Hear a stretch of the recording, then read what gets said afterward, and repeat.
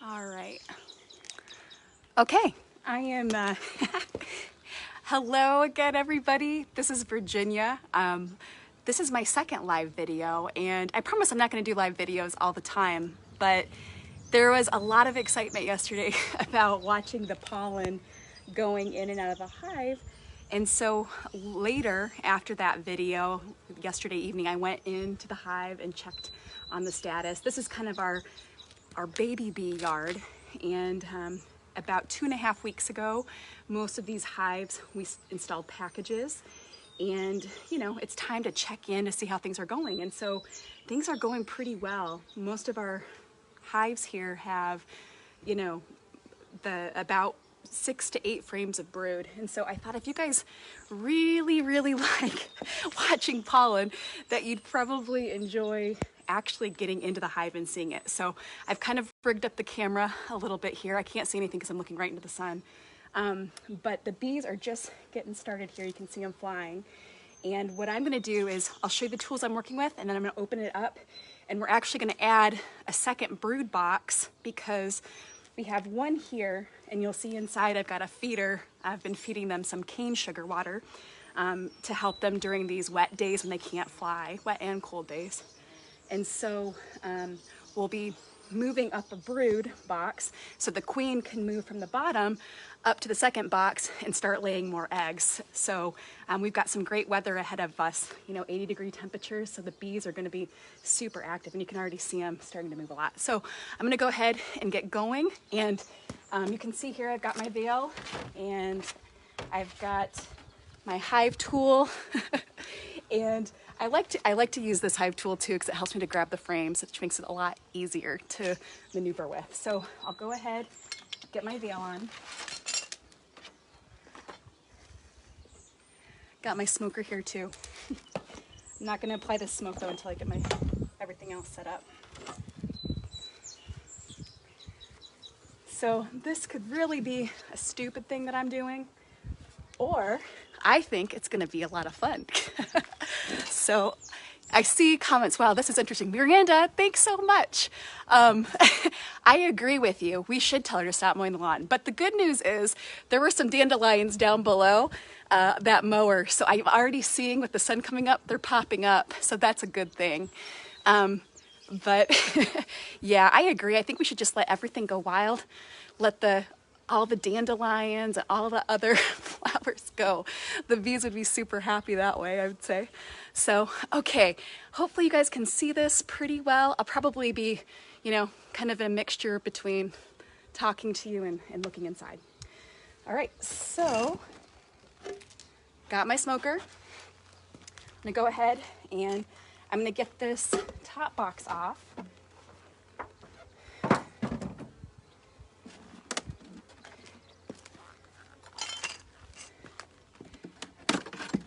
And really, this box, it's hollow. It's just to protect this feeder that we've been using. So, like I said, the bees have some feed during this cold temperatures. And so it's almost empty. We're gonna add another one after we're done, just so the bees have some food when it starts raining.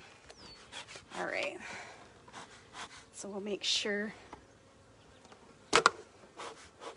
Gotta love the live stuff. I have to say, this is kind of terrifying for me to be on the video. It's not terrifying to be with the bees, but to just be out there. But when I've seen other people doing this, it's so interesting. So I thought it would be nice for you all to see. Okay, so you can see the bees kind of coming out. They're super mellow. These are our Saskatraz bees.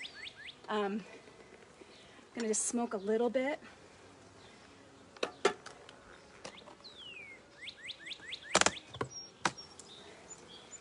I already checked these bees yesterday, so I know they're in great shape.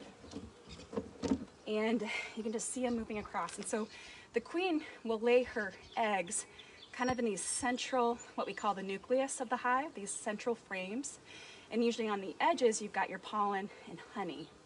And so I'll show you a little bit about what that looks like.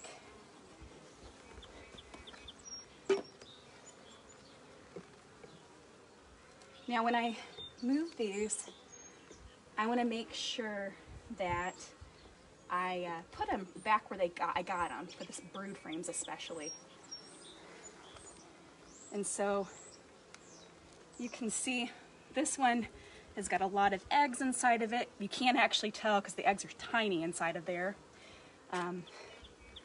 But you can see a little pollen mixed in there too. I'm gonna put this one down to the side just so it gives me a little bit more space to work.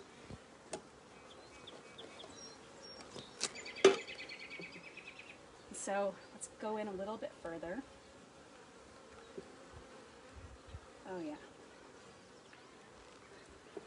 I want you guys to really see a great brood frame, which for the video's sake will be easier to see actual brood that is capped. Okay, so I'm gonna get this a little closer, but you can see right there, they're moving around. It's a little bit, that's a capped pupal case. Those, actually, within the last 24 hours, there's already been a bunch of bees that have emerged from these. And so I know the queen's in there. I can see that brownish color capping. So those are just freshly hatching. I can actually see little bees in there coming out. So, like I said, I don't want to mess up their order. So I'm going to make sure there's space and I put everybody back. Now what I am going to grab though is a frame from the edge that has pollen and honey on it that I'm going to move up into their second box that I'm going to add. And so I'm doing that, making sure there's no brood. I don't know if you guys can see the pollen in there, but you can see a bunch of different, those red, yellows, oranges that we were seeing, the pollen, it's all in there as bee bread. And so making sure that, again, no babies, because we don't want to move the brood. But I'm going to take this frame, I'm going to switch one out with that box over there. We're a little bit wonky because I've got the camera going on. But I'm going to make sure first, before I switch, I put this brood frame back where I got her. I don't want to mess up their structure. Bees are like little engineers. They're very specific, and you move things around, it gets things a little confusing. And so I've already got a frame that I'm going to take here. You can see it's kind of glistening. I don't know if you can see it in the sun, but it's glistening with some honey. You know, we don't harvest a lot of comb honey because it just takes a lot of energy and resources for the bees to do that. And so we try to keep our comb as much as possible, which is great because when it comes to raising bees in colonies, we have all of this already drawn out comb available for the bees to get started on, okay? And so we switch up the frame. Switching that out, the bees will be able to smell, ooh, it's kind of heavy. They'll be able to smell their scent that they have, their special scent, and it will encourage the bees to move from the bottom up to the top. Now, if I don't do that, I'm not going to see the bees moving up into the second brood box, okay? And so there you have it. That's how we add on another brood box.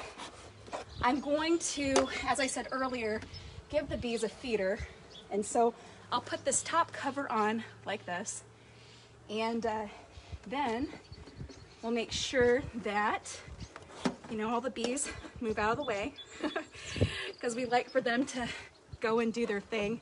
We don't want them to get squashed. And then I'll get this cane sugar water, see it dripping, but then once gravity hits, a vacuum seals and it just starts to drip really slowly. And so I'll make sure that that is right over this.